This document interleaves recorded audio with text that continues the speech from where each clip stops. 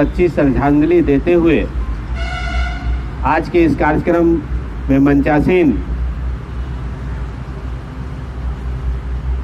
हमारे अजप्ता के प्रखंड अध्यक्ष सचिव रामकिशोर जी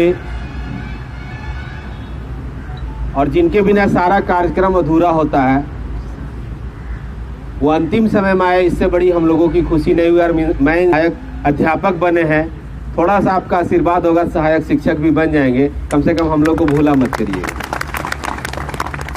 ऊपर कांग्रेस के संतोष जी, जिसमें आज संबोधित करने का मुझे मौका मिला। जब सरकार बनी और सरकार चुनाव के मैदान में थी और माननीय हेमंत सोरेन जी ने जब अपना बात को रखा करते थे तो ये बोलते थे कि बेचारा पारा शिक्षक कैसे जी रहा होगा, कैसे जिएगा, कैसे उनके बच्चे पलते होंगे, जो शहीद हो रहे हैं उनकी क्या होगी। तो हम लोगों में एक विश्वास जगा कि लगता है रघुवर जी कुछ गलती कर रहे हैं, एक बार हम लोग एक तिनका का सहारा दें। हम तो ये नहीं कह सकते कि हम सरकार बदल सकते हैं, हम ये नहीं कह सकते कि सरकार बना सकते हैं, लेकिन एक तिनका सा सहारा हम लोग जरूर बने कि जो व्यक्ति मेरी आवाज को आज चुनाव के मैदान में कह रहे हैं, हो सकता है सरकार बनने के बाद वो पूरा करें, एक चांस दिया जाए। और राज्य के तमाम पारा शिक्षकों का इस मंच से बार बार मेरे नाम पर दुहाई दी जाती थी इनकी नेतृत्व में। मैं नेतृत्व करता जरूर था, लेकिन सहयोग एक विद्यालय के पारा शिक्षक, सीआरसी के संगठन से, जिला प्रखंड के तमाम लोगों का जिस तरह का सहयोग रहा, साथ ही साथ हम लोगों ने जिस तरह मतलब लगता था कि पारा शिक्षक शिक्षक नहीं रहा, सिर्फ आंदोलनकारी। विधायक के आवास पर पारा शिक्षक, रोड पर पारा शिक्षक, प्रखंड में पारा शिक्षक, माने इतना खराब लगता था। कभी कभी मीडिया बंधु कहते थे आप लोग पढ़ाइएगा कि खाली आंदोलन करिएगा। लेकिन जो सम्मान जो आज की सरकार और जिसने हमारे आंदोलन में जिंदाबाद मुर्दाबाद किया, माननीय टाइगर श्री जगन्नाथ महतो जी जब विधायक बने थे और इसी 14 जनवरी को हम लोग 2019 को बोले थे कि सर काश आप हमारे शिक्षा मंत्री होते। बोले हम हो या ना हो, सरकार मेरी बन गई है, पारा शिक्षकों की भलाई होगी। और उसके ठीक 5-6 दिन बाद पता चलता है कि शिक्षा मंत्री जगन्नाथ महतो जी बने। दिल की आवाज थी, पारा शिक्षकों की आवाज थी, मुख्यमंत्री बने आवाज थी, तो एक उम्मीद जगी। और जगी तो दुर्भाग्य कहिए कि कोरोना का बरसात, और ये हम लोगों का सफर लंबा गया। सरकार की वादा थी कि 2 माह में हमारी सरकार बनेगी, 3 माह में करेंगे। हम लोगों के बीच एक डर, क्योंकि डर इसलिए था कि दूध का जला हुआ छाछ भी फूंक कर पीता है। हर बार बड़ी बड़ी बातें हम लोगों के पूर्व की सरकारों से होते आई। नियमावली पूर्व की सरकार में भी बनी थी, और अभी हमारे कुछ वक्ता ने कहा कि जो पीएचडी होल्डर नहीं कर पाए वो मैट्रिक पास कर दिए। तो हमारे लिए शिक्षा मंत्री अनपढ़ भी हो और इस तरह का कदम हो गए तो हम निश्चित उनका आभार रहेंगे, अपने पूरे परिजन के साथ आभार रहेंगे। मैं उन जनप्रतिनिधियों का भी स्वागत करता हूं, मैं सरकार को स्वागत करता हूं। मुझे जब 29 तारीख को यह पता चला कि सरकार घोषणा करेगी, हो सकता है नहीं करे, तो आप लोगों के माध्यम से एक बार माननीय मंत्री जी से हमने पूछा करीब 7 बजे शाम को। बोले उम्मीद है कि घोषणा कल हो सकता है, क्योंकि हम लोगों को एक बड़ी उम्मीद थी कि 29 तारीख से पहले कैबिनेट में आएगा। तो कैबिनेट में आने के बाद हम लोग थोड़ा थोड़ा शिक्षक होने के नाते समझते थे कि चलो परियोजना से हटेगा, सरकार अपनी अंग में लेगी, तो कुछ भविष्य जो डर हमको बना हुआ है उससे कुछ बचेंगे। लेकिन जिस तरह का घटना 28 तारीख की रात हुई, फिर हम लोग डर गए थे कि 29 तारीख को घोषणा नहीं होने जा रही। लेकिन मैं माननीय मुख्यमंत्री जी का आभार ऋणी हूं, उन्होंने 11:30 बजे रात में वित्त मंत्री के आवास पर जाकर जो फाइनेंशियल पावर में कमी हो रही थी, पैसा में कमी हो रही थी, उनसे हस्ताक्षर कराया। इसलिए मैं माननीय मुख्य शिक्षा मंत्री के साथ मैं राज्य के वित्त मंत्री को भी धन्यवाद देता हूं कि हम लोगों के दुख दर्द को समझे और परिणाम हुआ कि 29 तारीख को हम लोगों की घोषणा हुई। एक छोटी सी बात रही है, कल भी हम माननीय शिक्षा मंत्री पास थे, ईपीएफ का मामला अभी भी फंसा है। क्योंकि ईपीएफ में जहां तक हम लोगों की जानकारी है कि ईपीएफ की आधी राशि हमसे ली जाएगी और आधी राशि हमारा नियोक्ता देते हैं। हमारा नियोक्ता तो अभी तक ग्राम शिक्षा समिति है, और ग्राम शिक्षा समिति हमको कहां से पैसा देगी? सरकार ने इसको माना, और इस मानने में 181 करोड़ रुपया का वित्तीय भार पड़ने की बात है। कुछ साथी हमारे कह रहे थे कि ईपीएफ की घोषणा नहीं हुई, इसीलिए नहीं हुई, और यह कल फिर मुख्य शिक्षा मंत्री ने आश्वस्त किया है कि बजट सत्र में मैं इसको पास कराऊंगा और ईपीएफ का लाभ भी राज्य के पारा शिक्षकों को प्राप्त होगा। मतलब पहले ये बात जरूर था कि हम लड़ते थे, झगड़ते थे, आंदोलन करते थे, जेल जाते थे, तब जाके सरकार बुलाती थी, और बुला के भी आश्वासन देकर टालती थी। और ये सरकार आई और बिना आंदोलन का अगर इतना बड़ा सम्मान हम लोगों को दिया, तो निश्चित तौर पर इस सरकार पर हम लोग आभार व्यक्त करेंगे। सरकार में जितने भी दल के लोग समाहित हैं, उनका भी आभार व्यक्त करेंगे। थोड़ा बहुत कमी है, कल भी माननीय शिक्षा मंत्री जी कह रहे थे कि जो कमी है चिंता मत करिए, 2024 से पहले पारा शिक्षकों के बारे में एक नया ब्लास्ट करेंगे हम। अब पता नहीं क्या होगा, हो सकता है सहायक अध्यापक हट के सहायक शिक्षक बन जाएंगे, तो एक दिन और हम लोग जश्न मनाने की तैयारी करेंगे। लेकिन मित्रों, इस बात को हमको गर्व होना चाहिए। हम लोग को एक चीज का जरूर संकल्प लेना चाहिए, जो हमारे शिक्षक बंधु भी यहाँ हैं। सर जरूर हम लोग पहले भी पढ़ाते थे, ऐसी बात नहीं पढ़ाते थे, लेकिन थोड़ा सा लगता था इतना कम मानदेय में हम कैसे पढ़ावें, और इसके लिए हमको कोई दूसरा काम भी करने की आवश्यकता पड़ता था। वर्तमान में भी वो समस्या है, लेकिन जिस तरह से सम्मान, जिस तरह से मानदेय 4800 से 7500 तक बढ़ाने का सरकार ने काम किया है, हम लोगों ने जो 100 डेज का कार्यक्रम है, एक संकल्प लिया है, और हमने भी तमाम मीडिया के माध्यम से बताया है कि गुणवत्तापूर्ण शिक्षा के लिए, क्योंकि हमारे विद्यालय में वैसे ही बच्चे पढ़ पाते हैं जिनकी शिक्षा की बहुत आवश्यकता होती है।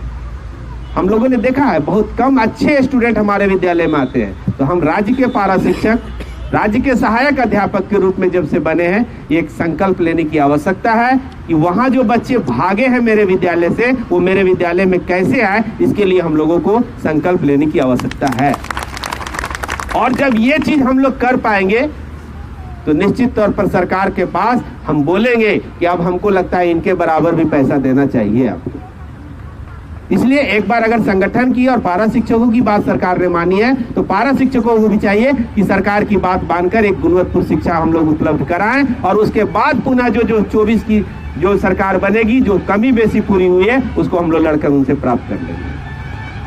हमारे कुछ ऐसे साथी हैं, हम तो आज हैं, हम लोग जितने बैठे हैं, हम लोग सब खुश हैं कि कल हमको 7500 बढ़ गया, कल हमको ईपीएफ का सुविधा मिल जाएगा, कल हमारे मरने के बाद हमारे परिजनों को नौकरी मिल जाएगी। लेकिन जो साथी हमारे बीच चले गए, जो साथी के परिजन आज देख रहे हैं कि आज हमारे परिवार रहते तो आज उसका लाभ हमको भी मिलता।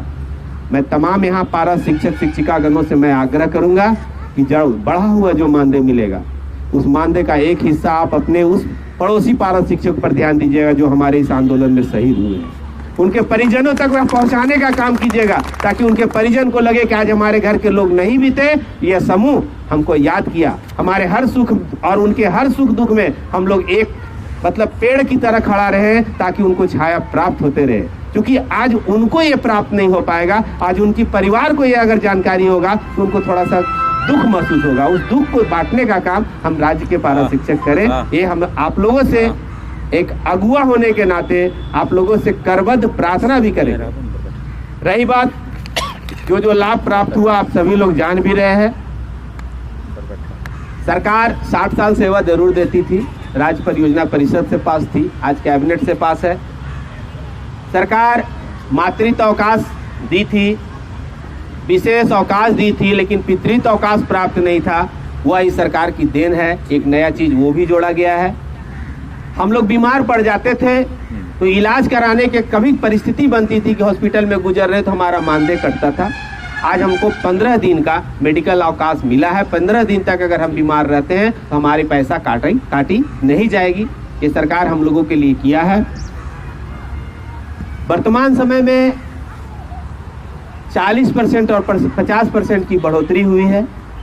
टेट परीक्षा हमको लगता है कि जेक अध्यक्ष के देर से ज्वाइनिंग होने के कारण विलंब हुआ, नहीं तो यह प्रयास था, मंत्री जी का प्रयास था कि टेट का परीक्षा जल्द लिया जाए, लेकिन उनका कल भी कहना था कि टेट परीक्षा लगता है कि हम बहुत जल्द लेंगे और टेट और आकलन जल्द करें, और ताकि हम लोगों का जो सम्मान, जो हम लोगों के भी विभेद है 40% 50% का, वो हम लोग का एकरूपता बन जाए और हम लोग एकरूपता के साथ शिक्षा का अलग जगाने का काम करेंगे। विशेष बहुत खुशी नहीं, एक गम है वेतनमान का। बहुत दूर नहीं, बहुत नजदीक है हम लोग। सिर्फ और सिर्फ बहुत दिन नेतृत्व किए हम, बहुत सारे लोग बोले भी।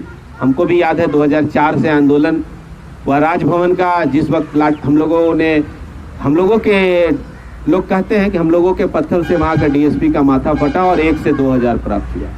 आज हम लोग उस मुकाम पर पहुंचे हैं कि जिनको 1000 मिलता था, आज वो 17,000 से 22,000 प्राप्त कर रहे हैं। ये निश्चित तौर पर ये आंदोलन की जीत है, हमारी एकता की जीत है। भविष्य में हम नेतृत्वकारी रहे या न रहे, जो भी नेतृत्वकारी रहे, उन पर हम लोगों का एक विश्वास बना रहे, ताकि ये एकजुटता अगर रहेगी तो सरकार कोई भी रहे, सरकार हमारी ताकत को बूझी है। और हमारे कुछ साथी बोल रहे थे कि निश्चित तौर पर हर जगह चर्चा होता है। मैं तो माननीय पूर्व मुख्यमंत्री रघुवर दास जी को भी आभार व्यक्त करता हूं कि चुनाव से पूर्व आपने कभी हमको अच्छा से याद नहीं किया। आज हमने देखा है कि सरकार पर वो 2-2 बार प्रेस कॉन्फ्रेंस किए हैं कि हमने जो नियमावली बनाया, अगर सरकार के पास ताकत है तो उसको पास करके दिखाओ। अगर वो उनके समय ही पास हो जाता तो लगता है कि आज पारा शिक्षक भी कहीं और होते और सरकार भी कहीं और। इसलिए मैं अपने आप पर गर्व नहीं करता हूँ। मैं शिक्षक हूँ और शिक्षक का काम विद्यालय में शिक्षा देना है, राजनीति करना नहीं। तो मैं यहाँ जो सरकार के नामुंदे बैठे हुए हैं, कांग्रेस के हैं, जेएमएम के हैं, अभिभावक के रूप में हैं, आप बरकट्ठा प्रखंड के अगुवा होने के नाते अपने जिला से राज्य नेतृत्व को हम लोगों के द्वारा जो आज आभार सरकार को व्यक्त किया गया, इसकी सूचना दी जाए और निश्चित तौर पर जो थोड़ा बहुत कमी रह गया है वो फिर हम आपसे प्राप्त करेंगे। चूंकि आप मेरे घर के सरकार बने हैं, मेरा दुख दर्द सुने हैं, तो निश्चित तौर पर हमारी सफलता भी आपके हाथों से होगी। और आपको मैं आश्वस्त करता हूं कि जो आपने सरकारी विद्यालय के बारे में कमेंट किया है, बच्चे की शिक्षण नहीं हो रही है, मैं आज भी हम भी अपने विद्यालय से टोला क्लास लेकर आ रहा हूं। तो जब मैं ले सकता हूं तो आम पारा शिक्षकों से भी मेरा आग्रह होगा कि सांगठनिक दायित्व, घर का कार्य करते हुए भी यह हमें गांव के शिक्षक के रूप में जब चयन किया गया है तो बड़ा विश्वास के साथ चुना गया है। हम बच्चों के तकदीर के साथ कभी खेल नहीं करेंगे, ये हम लोगों को संकल्प लेने की आवश्यकता है।